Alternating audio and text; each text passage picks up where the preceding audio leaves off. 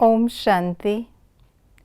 वृक्षपति बाप संगम पर आकर हम बच्चों पर बृहस्पति की दशा बिठाते हैं, जिससे हम संगम पर अतीन्द्रिय सुख का अनुभव करते हैं और भविष्य में हमारा यही सुख अविनाशी बन जाता है। आज इसी विषय में बाबा ने हमें समझानी दी, तो आइए आज 22 जुलाई 2021 के महावाक्यों को हम रिवाइज करते हैं। आज के दिन को किन किन नामों से जाना जाता है? गुरुवार, वृक्षपति डे, सतगुरुवार, बृहस्पतिवार। कॉन्ट्रास्ट की बातें, यह है रूहानी यज्ञ, बाकी सब हैं जिस्मानी यज्ञ। वह है जिस्मानी यात्राएं, तुम्हारी है रूहानी यात्रा। उन तीर्थों पर जब जाते हैं तो बहुत पैसा खर्च करते हैं, यहाँ पैसा खर्च नहीं करना है। बाबा कल्प के संगम युगे आते हैं, उन्होंने कल्प अक्षर निकाल युगे युगे लिख दिया है। सतयुग को कहा जाता है अविनाशी सुखधाम, कलयुग को कहा जाता है विनाशी दुख धाम। बाबा को याद न करने से क्या नुकसान हो सकते हैं? मोचरा मिलेगा, बेइज्जती होगी, कट नहीं निकलेगी, सजाएं खानी पड़ेंगी, खुशी गुम हो जाएगी, ऊंच पद नहीं पा सकेंगे, विकर्म विनाश नहीं होंगे। बाबा ने यज्ञ के बारे में क्या कहा? रुद्र ज्ञान यज्ञ रचते हैं, बाकी वह हैं जिस्मानी यज्ञ। यह रुद्र ज्ञान यज्ञ है, विनाश भी होना है।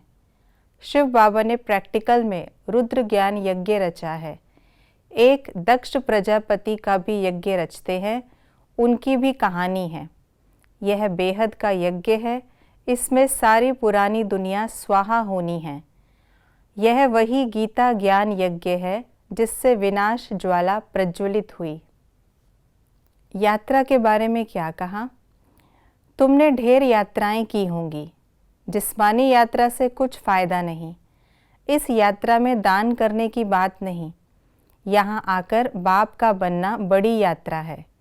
वह हैं जिस्मानी यात्राएं, तुम्हारी है रूहानी यात्रा। वहाँ तीर्थ यात्राओं पर जाते हैं तो कितना पैसा खर्च करते हैं।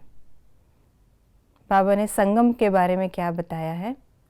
कुंभ संगम को कहा जाता है। रूहानी मेला संगम पर ही होता है। यह है आत्माओं और परमात्मा के मिलन का संगम। वास्तव में संगम युगे और कोई धर्म स्थापन नहीं करते हैं। यह संगम युग का सुहावना समय है जिसको कुंभ कहते हैं। बाबा कल्प के संगम युगे आते हैं, उन्होंने कल्प अक्षर निकाल युगे युगे लिख दिया है। ऐसे नहीं कि त्रेता के अंत द्वापर के आदि के संगम पर इस्लाम धर्म स्थापन हुआ, नहीं, कहेंगे द्वापर में स्थापन हुआ। रिलीजियस हेड्स की कॉन्फ्रेंस में क्या समझाना है? ईश्वर सर्वव्यापी नहीं है, वह बेहद का बाप है। रुद्र ज्ञान यज्ञ रचते हैं, बच्चों को आकर वर्षा देते हैं। यह वही गीता ज्ञान यज्ञ है जिससे विनाश ज्वाला प्रज्वलित हुई।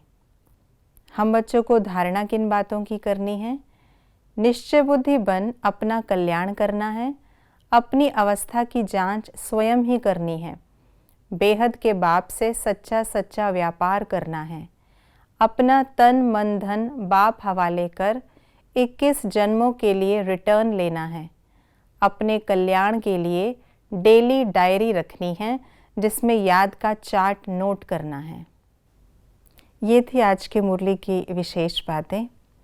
संगम पर जब बाबा आए हैं तो पूरा निश्चय बुद्धि होकर उन पर समर्पित हो जाएं और सारे दिन जो भी कर्म करें, बीच बीच में अपनी चेकिंग करते, रात को पूरा चार्ट, पूरा पोता मेल बाबा को देकर अवश्य सोएं। और कमेंट बॉक्स में लिखकर अवश्य बताएं कि आपको आज की मुरली से कौन सी बात प्रिय लगी, जिसे आप धारण करेंगे। ओम शांति।